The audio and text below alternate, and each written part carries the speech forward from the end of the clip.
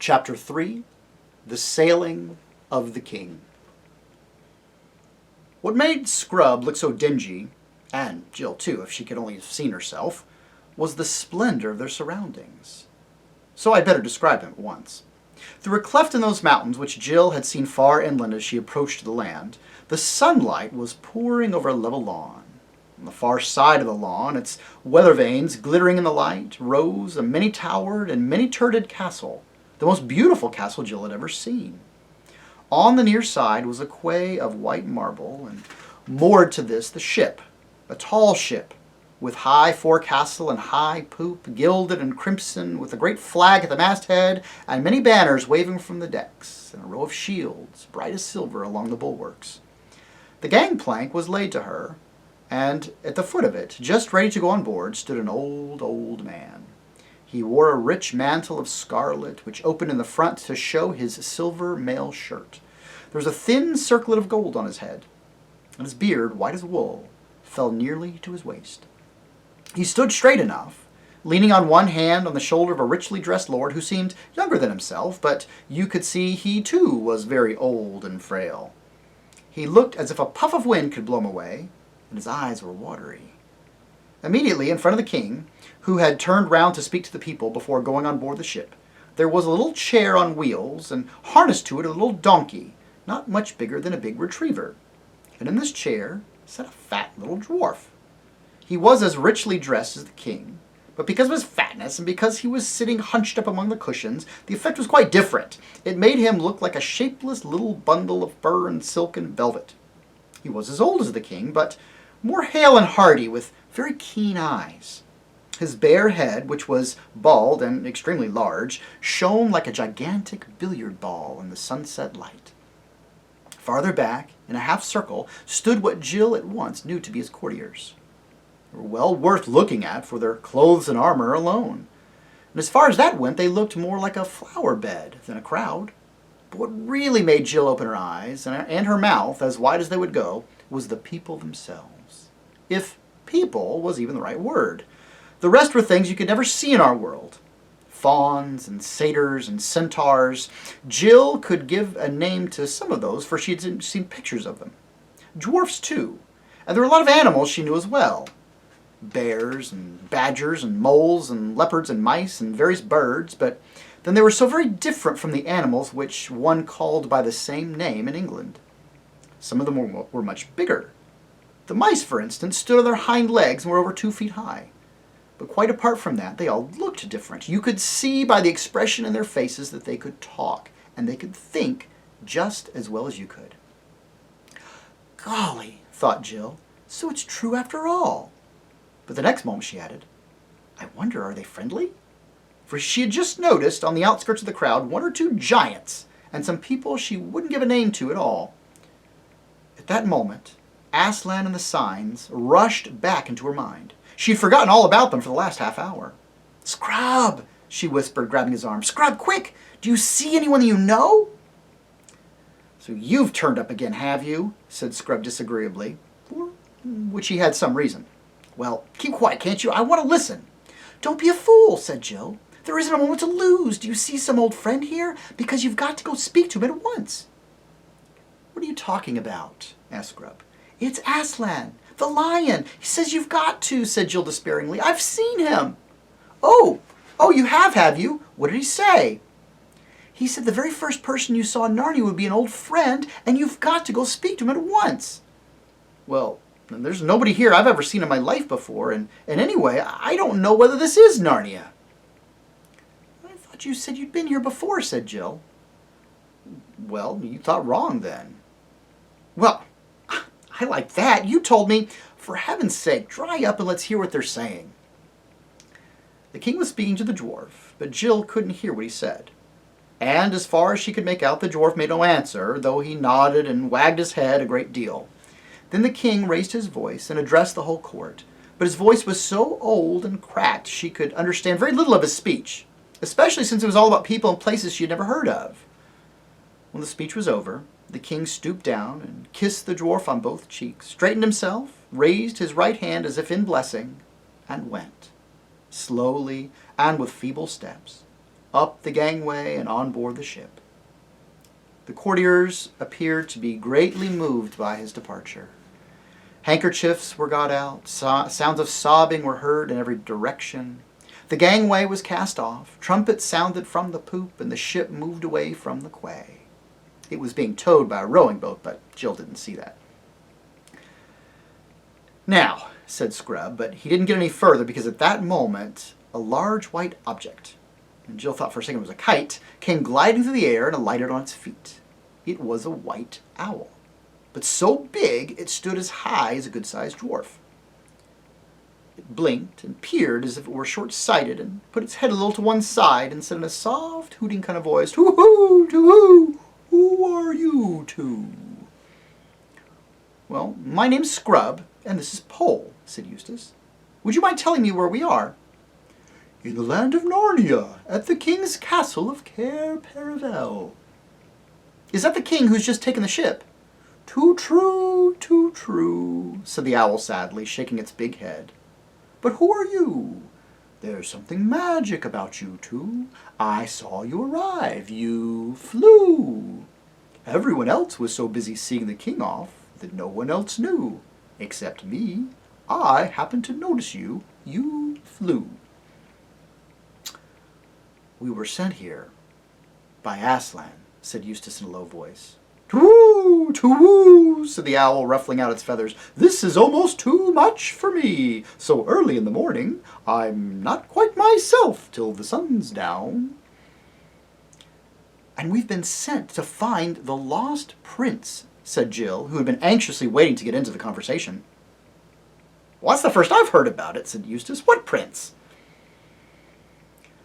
"You'd better come and speak to the Lord Regent at once," it said. "That's him, over there, in the donkey carriage. Trumpkin the dwarf."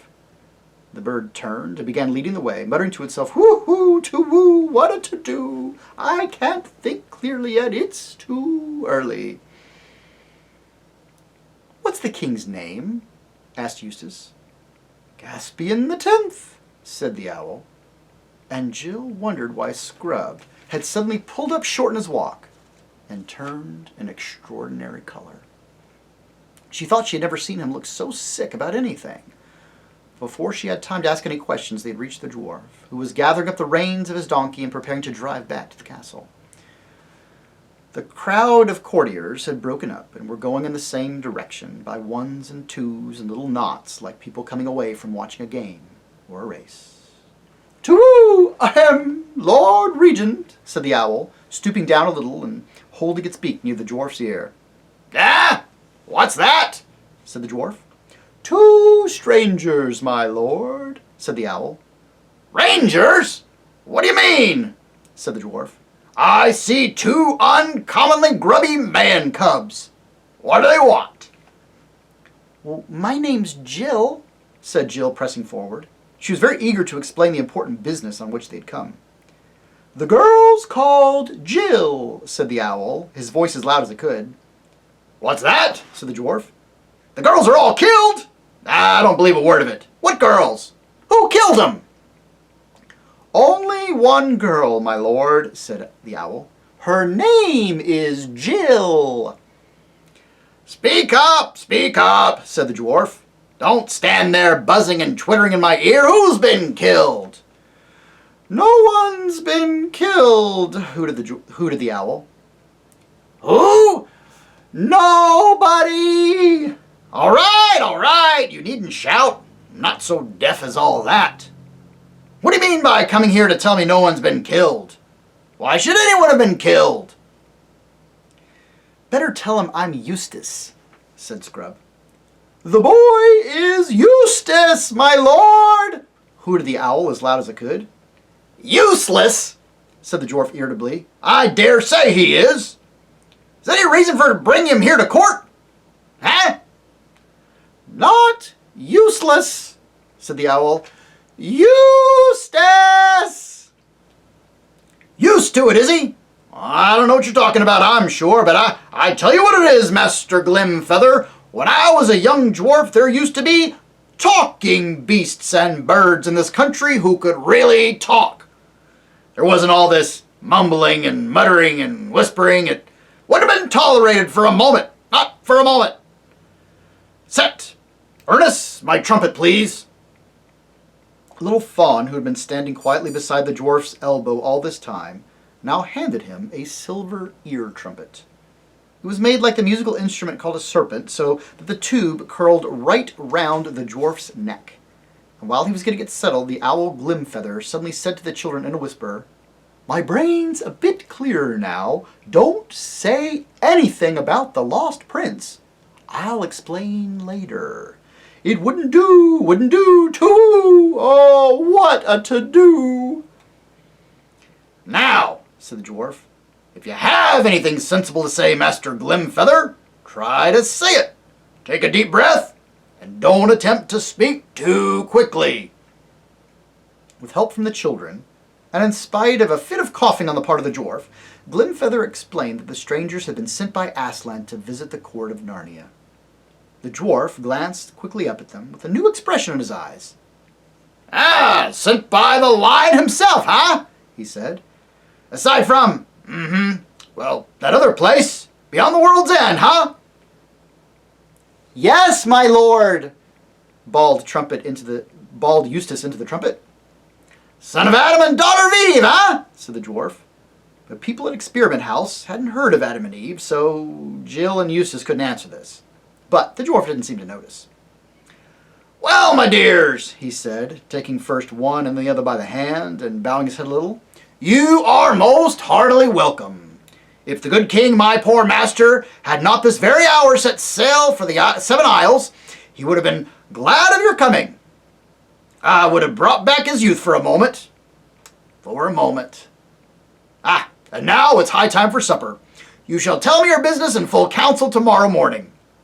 Master Glimfeather, see the bedchambers and suitable clothes are all laid out, provided for these guests in the most honorable fashion, and Glimfeather, in your ear." Here the dwarf put his mouth close to the owl's head, and no doubt intended to whisper, but like other deaf people, he wasn't a very good judge of his own voice. Both the children heard him say, "See that they're properly washed." And after that, the dwarf touched up his donkey and set off to the castle at something between a trot and a waddle. It was a very fat little beast, while the fawn, the owl, and the children followed at a rather slower pace. The sun had set, and the air was growing cool. They went across the lawn, and then through an orchard, and so to the north gate of Cair Paravel, where the gate stood wide open. Inside they found a grassy courtyard. Lights were already showing from the windows of the great hall on their right, from a more complicated mass of buildings straight ahead. Into these the owl led them, and there a most delightful person who was called to look after Jill. She was not much taller than Jill herself, and a good deal more slender, but obviously full grown, graceful as a willow, and her hair was willowy too, and there seemed to be moss in it. She brought Jill to a round room in some of the turrets where there was a little bath sunk in the floor and a fire of sweet-smelling woods burning on the flat hearth and a lamp hanging by a silver chain from the vaulted roof. The window looked west into the strange land of Narnia, and Jill saw the red remains of the sunset still glowing behind distant mountains. It made her long for more adventures and feel sure that this was only the beginning. When she'd had her bath and brushed her hair and put on the clothes that had been laid out for her, they were the kind that not only felt nice, but looked nice and smelled nice and made nice sounds when you moved as well. She would have gone back to gaze out that exciting window, but she was interrupted by a bang on the door. "Come in," said Jill, and in came Scrub, also bathed and splendidly dressed in Narnian clothes. But his face didn't look as if he were enjoying it. "Oh, here you are at last," he said crossly, flinging himself into a chair. "I've been trying to find you for ever so long." "Well, now you have," said Jill. "I say, Scrub, isn't this all simply too exciting and scrumptious for words?" She'd forgotten all about the signs and the lost prince for the moment. "Huh, well that's what you think, is it?" said Scrub, and then after a pause, "I wish to goodness we had never come." "Why on earth?" "I can't bear it," said Scrub. "Seeing the king? Caspian? A doddering old man like that, it's frightful. Why? What harm does it do you? You don't understand. Now that I come to think of it, you couldn't. I didn't tell you that this world has a different time from ours. What do you mean? The time you spend here doesn't take up any of our time. Don't you see? I mean, however long we spend here, we shall get back to Experiment House at the same moment we left it. Oh, well, that won't be much fun. Oh, dry up. Don't keep interrupting.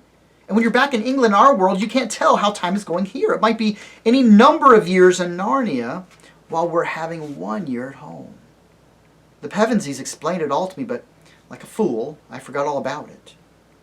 And apparently it's been about 70 years, Narnian years, since I was here last. Do you see now? I come back and find Caspian an old, old man. Then the king was an old friend of yours, said Jill, and a horrid thought had struck her. I should golly well think he was, said Scrub miserably. About as good a friend as a chap could have. And last time he was only a few years older than me. And to see that old man with a white beard, and to remember Caspian as he was in the morning when we captured the Lone Islands, or in the fight with the sea serpent, it's frightful. It's worse than coming back and finding him dead. Oh, shut up, said Jill impatiently. It's far worse than you think. We've muffed the first sign. Of course, the Scrub did not understand this. Then Jill told him all about her conversation with Aslan, and the 4 signs, and the task of finding the lost prince which had been laid upon them. So you see, she wound up, you did see an old friend, just as Aslan said, and you ought to have gone and spoken to him at once, and now you haven't, and everything is going wrong from the beginning. But how was I to know, said Scrub. If you only listened to me when I tried to tell you, we'd be all right, said Jill. Yes, and if you hadn't played the fool on the edge of the cliff and jolly nearly murdered me. All right, I said murder. I'll say it again as often as I like, so keep your hair on. We'd have come here together and both known what to do. I suppose he was the very first person you saw, said Jill. You must have been here hours before me. Are you sure you didn't see anyone else first? I was only here about a minute before you, said Scrub. He must have blown you quicker than me, making up for lost time. The time you lost. Don't be a perfect beast, Scrub, said Jill. Hello, what's that? It was the castle bell ringing for supper, and thus what looked like turning into a first-rate quarrel was happily cut short. Both had a good appetite by this time. Supper in the great hall of the castle was the most splendid thing either of them had ever seen. For though Eustace had once been in the world before, he had spent his whole visit at sea and knew nothing of the glory and courtesy of the Narnians at home in their own land. The banners hung from the roof, and each course came within with trumpeters and kettle drums. There were soups that would make your mouth water to think of, and lovely fishes called pavenders, and venison and peacock and pies and ices and jellies and fruits and nuts, and all manners of wines and fruit drinks. Even Eustace cheered up and admitted that it was something like. When all the serious eating and drinking was over, a blind poet came forward and struck up the grand old tale of Prince Cor and Aravis and the horse Bree, which is called The Horse and His Boy, and tells of an adventure that happened in Narnia and Caerleon and the lands in between in the Golden Age when Peter was High King in Cair Paravel. I haven't time to tell you it now, though it is well worth hearing. When they were dragging themselves upstairs to bed, yawning their heads off, Jill said, I bet we sleep well tonight, for it had been a full day, which just shows how little anyone knows what is going to happen to them next. And that's the end of chapter 4. So isn't it something that Aslan explained to Jill, that even though she was able to repeat the signs very clearly, that being down in the world was going to be a very, very different place than the clarity of his mountaintop. He wasn't going to speak to them in the same plain way that he would before, and maybe even his voice would be difficult to hear. The signs themselves wouldn't be as obvious as they sounded, and maybe their appearance would be completely different than what was expected. That's why they had to know them so very, very well. That's why the signs had to be committed to memory, because you couldn't count on the fact that you would recognize or understand it when you saw it unless you knew for sure what the sign said you ought to do. And as Jill said, they've already missed the first one. There was someone that Eustace recognized. It was Caspian himself. And now that tough trick of how Narnian time can be so very, very different than our worlds has been played upon Eustace and Jill both. Eustace had no idea that the person he saw was someone that he had no business recognizing, but he knew very, very well. The same King Caspian that he had just sailed with on the Dawn Treader in our last book was now an elderly man that Eustace could barely even recognize. Trumpkin was there too, from Prince Caspian, our book even before that. The years and decades had passed, figuring out who was the person that Eustace would recognize a lot more difficult to do. Now, if they had both known the signs, or if they had both been repeating them constantly and consistently as they were instructed, then maybe, just maybe, even though they didn't expect Caspian to be an old man, Eustace might have stepped forward and things could have gone differently than they did. Well, this won't be the first time that Aslan would tell someone he never will reveal what would have happened, only what did. Well, their first sign has been missed. And King Caspian has not been approached. The help that would have been very beneficial, well, some way, somehow, they're going to have to do without it. But now, assuming they'll have a good night's sleep, I have a feeling they won't, and maybe this adventure is about to crank up. They better keep repeating those signs. They better have a part of them in their heads and in their hearts. I sure hope they don't miss the next one.